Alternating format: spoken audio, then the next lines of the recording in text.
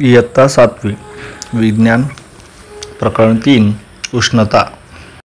अशाच अभ्यासिक व्हिडिओसाठी माझ्या या चॅनलला लाईक करा आणि सबस्क्राईब करा। धन्यवाद। प्रश्न 1, प्रयोगशाळेत वापरले जाणारे लॅबोरेटरी थर्मोमीटर तसेच क्लिनिकल थर्मोमीटर दोघांमधील समानता तसेच फरक स्पष्ट करा। उत्तर, लॅबोरेटरी थर्मोमीटर तसेच क्लिनिकल थर्मोमीटर दोघांमधील समानता आणि फरक खालीलप्रमाणे आहे। आधी आपण दोघांमधील समानता पाहूया। 1. दोघांमध्ये प्रवाही म्हणून पारा वापरला जातो। 2. दोघांमध्ये समान पातळ अरुंद लांब काचेची नळी असते। 3. दोघांमध्ये काचेच्या नळीच्या एका टोकावर आतल्या बाजूला फुगलेल्या बल्बसारखी रचना असते। आता दोघांमधील फरक पाहूया। 1. लॅबोरेटरी थर्मोमीटरमध्ये अरुंद नळीत खाच नसते, तर क्लिनिकल थर्मोमीटरमध्ये मर्क्युरी भरलेल्या अर्थात पारा भरलेल्या बल्बजवळ अरुंद नळीत खाच असते। 2. लॅबोरेटरी थर्मोमीटरने -10°C ते 110°C पर्यंतचे तापमान सामान्यपणे मोजता येते, तर क्लिनिकल थर्मोमीटरने 35°C ते 42°C पर्यंतचे तापमान मोजता येते। 3. लॅबोरेटरी थर्मोमीटर प्रयोगशाळेत विविध पदार्थांचे तापमान मापण्यासाठी वापरले जाते, तर क्लिनिकल थर्मोमीटर मानव शरीराचे तापमान मापण्यासाठी वापरले जाते।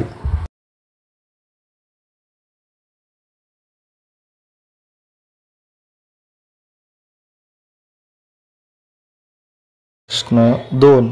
उष्णतेच्या सुवाहक तसेच उष्णतेचे अवाहक पदार्थांची 2 उदाहरणे द्या।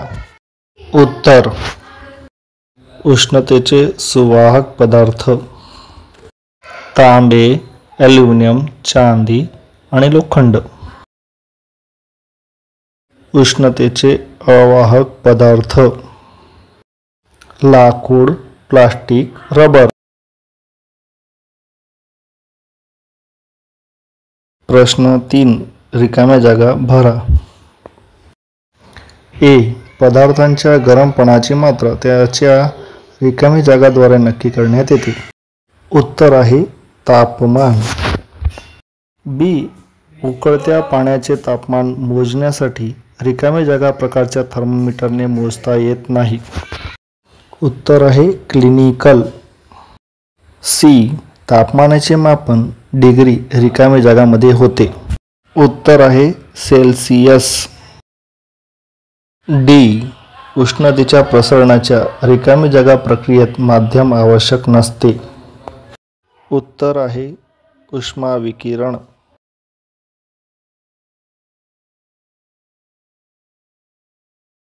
ई. गरम दुधाच्या ग्लासमध्ये स्टीलचा थंड चमचा ठेवण्यात आला, तर त्यामध्ये रिकामी जागा प्रक्रियेद्वारे उष्णता वहन दुसऱ्या टोकापर्यंत पोहोचते। उत्तर आहे उष्मावहन। एफ. रिकामी जागा रंगाचे कपडे हलक्या रंगाच्या कपड्यापेक्षा उष्णतेचे अधिक शोषण करतात। उत्तर आहे गडद। प्रश्न 4, खालील जोड्या लावा। 1. जमिनीवरील वारे। 2. समुद्री वारे वाहते। 3. गडद रंगाचे कपडे। 4. फिकट रंगाचे कपडे। जमिनीवरील वारे रात्री दरम्यान वाहतात। समुद्री वारे दिवस दरम्यान वाहतात। गडद रंगाचे कपडे हिवाळ्यात घालण्यात येतात। फिकट रंगाचे कपडे उन्हाळ्यात घालण्यात येतात।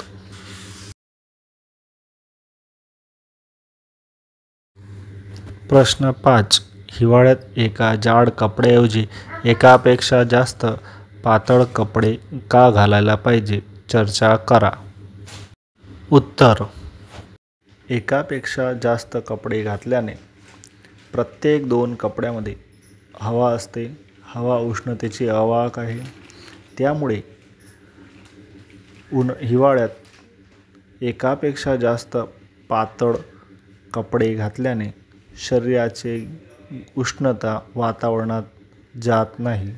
परिणामी शरीर उबदार राहते. एक जाड वस्त्र घातल्याने हवेचा स्तर तयार होत नाही, म्हणून गरमी कमी प्रमाणात बाहेर जाण्यापासून अटकते. त्यामुळे हिवाळ्यात एका जाड कपड्यापेक्षा एकापेक्षा अधिक पातळ कपडे घातले पाहिजे.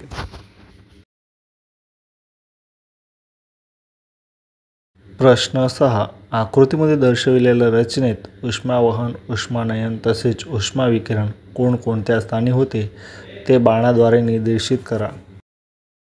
येथे पाणी उष्मानयनाच्या क्रियेने गरम होते. येथे धातूचे पातेले उष्मावहनाच्या क्रियेने गरम होते. येथे ज्योतीमधून उष्णता उष्माविकिरणाने पातेल्यापर्यंत पोहोचते. प्रश्न 7. गरम हवामानाच्या प्रदेशात घरांच्या बाहेरच्या भिंती पांढऱ्या रंगाने रंगविण्यात येतात. समजवा. उत्तर. गरम हवामानाच्या प्रदेशात उष्मीय विकिरणाने घराच्या भिंती गरम होतात. जर घराच्या बाहेरील भिंती पांढऱ्या रंगाने रंगवलेल्या असतील तर त्या उष्मीय विकिरणाने उष्णतेचे शोषण खूपच कमी करतात आणि परावर्तन अधिक करतात. त्यामुळे बाहेरील भिंती कमी गरम होतात. परिणामी घराच्या आत राहणाऱ्या लोकांना गरमी कमी लागते. यामुळे गरम हवामानाच्या प्रदेशात मकानाच्या बाहेरील भिंती पांढऱ्या रंगाने रंगवलेल्या असतात.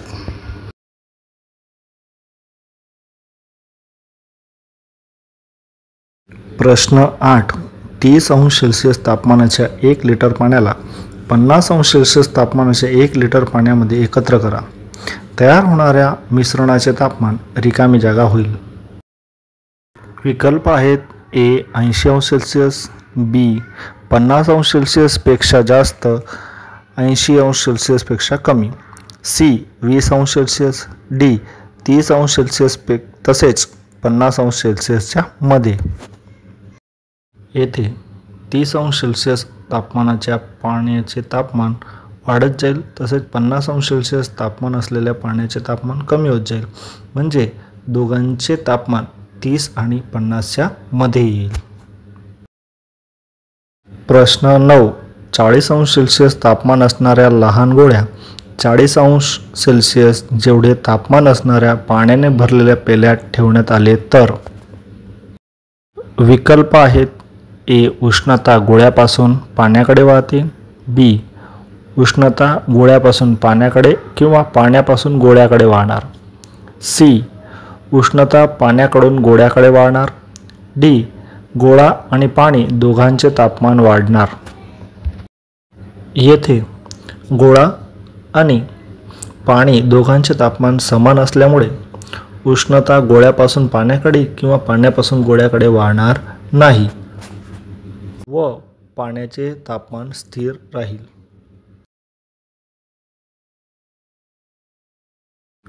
प्रश्न 10.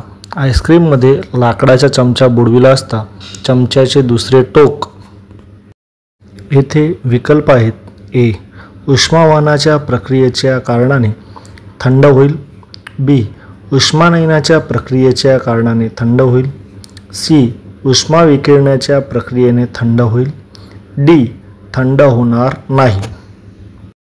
येथे चमचा लाकडाचा आहे जो उष्माचा अवाहक आहे, त्यामुळे तो थंड होणार नाही. प्रश्न 11. स्वयंपाकासाठी वापरण्यात येणाऱ्या स्टेनलेस स्टीलची तळण्याच्या कढईच्या तळाला तांब्याचे स्तर लावलेले असतो. त्याचे कारण. येथे विकल्प आहेत. ए तांब्याचे तळ कढईला जास्त मजबूती देते, बी अशी कढई रंगीत दिसण्यासाठी, सी. स्टेनलेस स्टीलपेक्षा तांबे उष्णतेचे जास्त सुवाहक आहे. डी. स्टेनलेस स्टीलपेक्षा तांबे साफ करणे सोपे आहे.